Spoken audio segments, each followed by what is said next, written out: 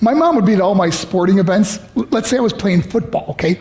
My mother would be on the sidelines, and if the play on the field started going one way, my mother would run along like, Mark, get him, get him! I'd be like, oh my gosh. I'd get in the huddle with the other guys, they go, Mark, is that your mother? I go, no, I never saw her before in my life. See, the greatest gift my mother ever gave me, she believed in me. I have overdosed on drugs on 3 occasions where I should have been dead. But I believe I was kept here for a reason. You show me your friends, I will show you your future. How do I know this? I hung out with losers, and I became the biggest loser of them all because I gave up everything I dreamt about as a little boy because of who I chose to surround myself with. My friends would drive me home at 2, 3, 4 in the morning. We'd be drunk and high, laughing in the car. We'd pull up in front of my house in New York. They go, Mark, the light's on. I go, oh man, my mother's up. See, my mom wouldn't go to bed until she knew her son was still alive.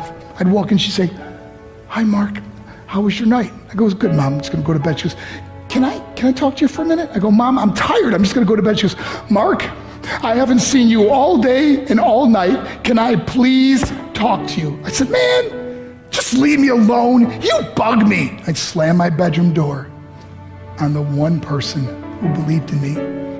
I was on a worldwide tour and we were wrestling overseas in Japan. After my wrestling match, I went upstairs in my hotel room and I fell asleep. There was a knock at my door at 3 o'clock in the morning.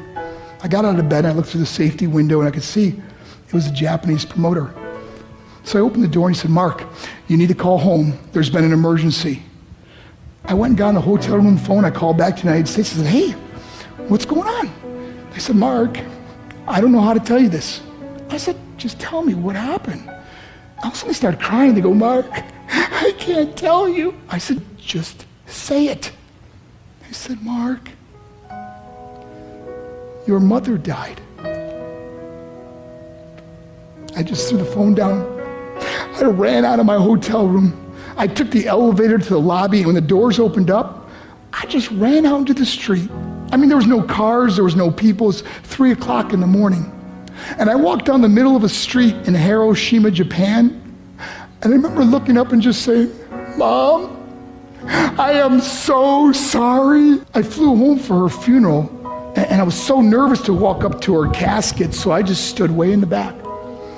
And I kept looking from a distance. I kept thinking to myself, Mom, please wake up. Please get up. And then I finally got the nerve to walk up to her. And as I got closer, I could see my mom for the first time. I mean, she was so beautiful. She was dressed in white. I mean, she looked like an angel. And I just stood over it. I said, Mom, you are my hero. Everything I am, everything I hope to be was because of you. You loved me so much. You gave me a life. You're the only one that ever believed in me. How did I repay her? By getting drunk, by getting high, by getting stupid, by hanging out with losers? For what? All she ever wanted to do was talk to me. I wish I could talk to you now, Mom. I wish you could see what I'm doing. Why couldn't I have been a better son?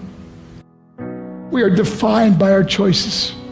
But if you surround yourself with people involved in drugs and alcohol and pills, it's a dead end. I'm not here to preach to you. I'm here to tell you I lived that life.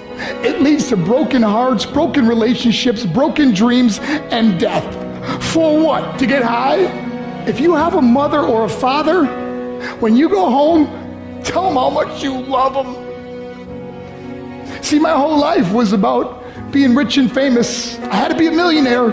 I had to win the race. I had to win the race at the expense of my marriage, my family, my friends. For what? To be all alone in the world? I learned what is truly important, and that is how precious this gift of life is, and our families, and how quickly it can be taken away. See, I no longer live in time, I live in moments. See, it's not what's in your pocket that matters, it's what's in your heart that truly matters. Love Love is just a word until somebody comes along and gives it meaning. You're the meaning.